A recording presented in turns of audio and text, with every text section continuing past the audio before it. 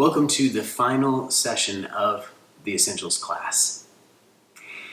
If you came to the end of this series and decided that you should just continue going back to life as you knew it before, then we have not fulfilled our objective. Too much of our American Christianity today is individualistic and consumeristic, where we receive little spiritual tidbits along the way and then go about living the rest of our lives. That's not our goal here at Lazarus Church.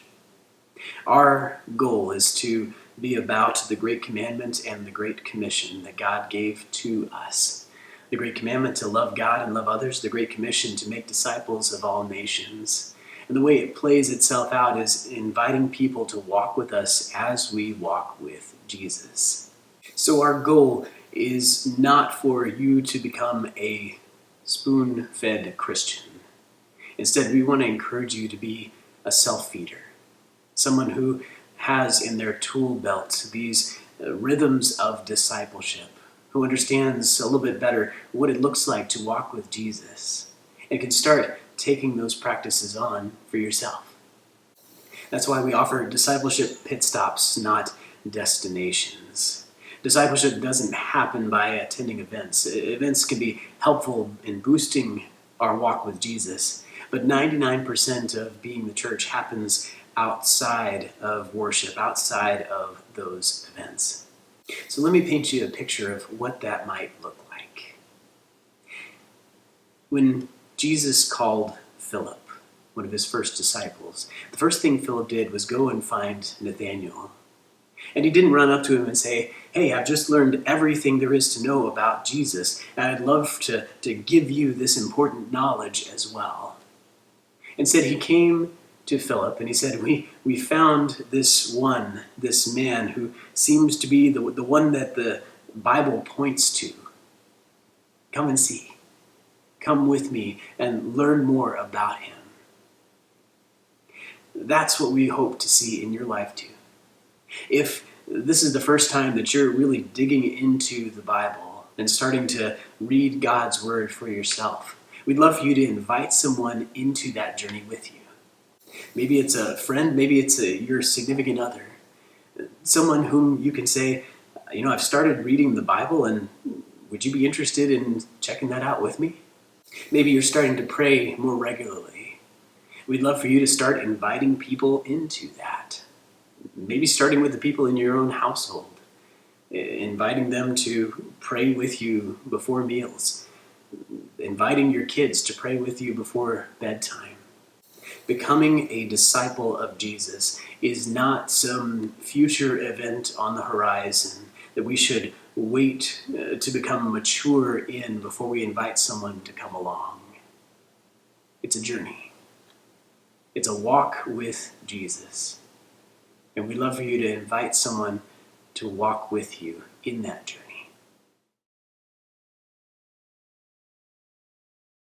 A simple way to invite someone into the journey of walking with Jesus is what has sometimes been called the leadership square. In this, there's kind of 4 stages to it. It starts off, you're the one who's doing, and someone else is watching. Our friend and mentor, Pastor Steve, talks about when he taught his kids to mow the grass, what that looked like. It started off by them watching him mow and learning the things that went on, and him asking them questions about it. Did you see how I pushed the grass, the mower, a certain direction? Did you see how I checked for a string that might have gotten wrapped up around the blade before I got started? Did you see how I did that before I filled up the tank with gasoline so the gasoline wouldn't spill all over the mower? The next stage is I do, you help. In this stage, we're involving people in the process of that walk, whatever that looks like. If it's mowing the lawn, it might be helping to get the mower ready and prepared for mowing the grass that the adult might do while the child still watches, but at least involving them in the process of getting things ready. The third stage is you do and I help. And this is really the coaching role, where we're walking alongside somebody as they're starting to take on that process of discovery for themselves. And then the final stage is you do and I watch. essentially celebrating what the person is doing, continuing to encourage them as they take those steps of taking this new practice on for themselves. In our walk with Jesus, any number of those spiritual practices that we talked about, the rhythms of discipleship, could fit into that leadership square of encouraging someone as they walk with Jesus too. Inviting them to watch how you pray, inviting them to participate in the prayer, kind of wrapping it up, helping with the prayer, kind of closing it out, or beginning it so that we can close the prayer. Having them take the initiative of starting the prayer and figuring out what it is that should be prayed about, and the leader, the coach, kind of wrapping that prayer up, all the way to the other person saying the prayer start to finish, and that being something that can be celebrated afterward.